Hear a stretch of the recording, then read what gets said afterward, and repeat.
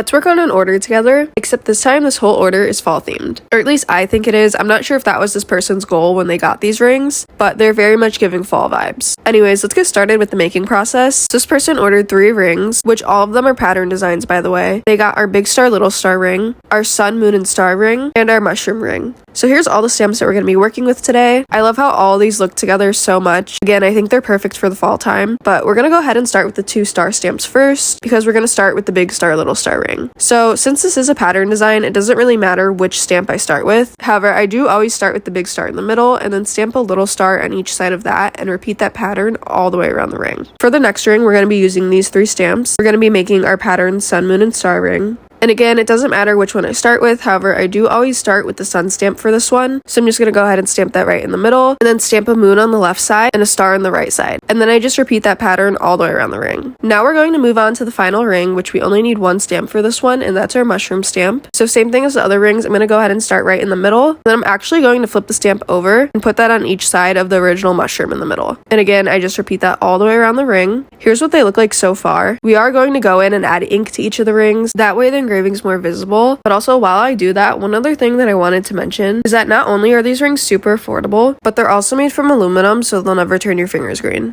Anyways, right now I'm just wiping off the excess ink. And here's how the big star, little star ring turned out. Here's the sun, moon, and star ring. Here's our mushroom ring. And here's all 3 rings all together.